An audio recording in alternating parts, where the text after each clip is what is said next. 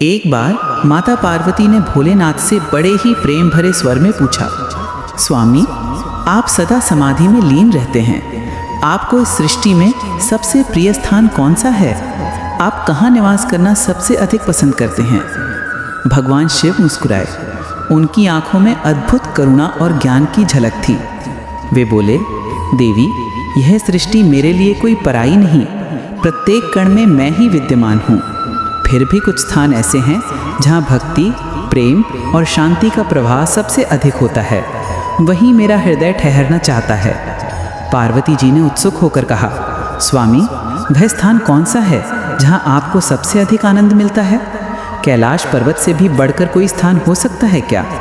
शिवजी मंद मुस्कान के साथ बोले, देवी, कैलाश तो मेरा निवास है, लेकिन मेरा सच्चा निवास स्थान वह है जहाँ मेरे भक्त सच्चे मन से हर हर महादेव का जाप करते हैं, जहाँ कोई व्यक्ति निर्मल भाव से दूसरों की सहायता करता है, जहाँ करुणा, सत्य और प्रेम का वास है, वहीं मेरा असली मंदिर है।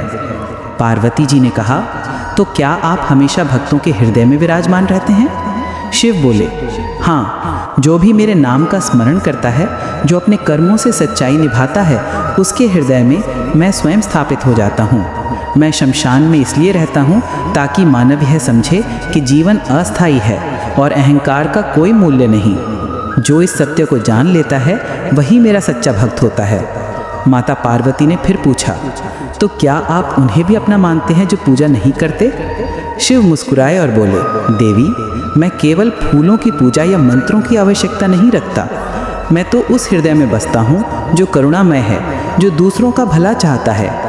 कोई निर्धन हो या धनी, ज्ञानी हो या अज्ञानी, यदि उसका हृदय पवित्र है तो मैं वहीं वास करता हूँ। माता पार्वती भाव विभोर होकर बोली, आप तो सच में भोलेनाथ हैं जो सबको समान दृष्टि से देखते हैं। शिवजी बोले, देवी, यही तो सृष्टि का रहस्य है। मनुष्य बाहर मंदिर खोजता है, पर मैं तो उसके भीतर हूँ। जब वह स्वयं में झांकता है, अपने भीतर की सच्चाई को पहचानता है, तभी उसे मेरा साक्षात दर्शन होता है। यह सुनकर पार्वती जी की आंखें श्रद्धा से भर आईं। उन्होंने सिर झुकाकर कहा, स्वामी, अब मुझे समझ आया कि सच्ची भक्ति मंदिरों में नहीं, हृदय में होती है।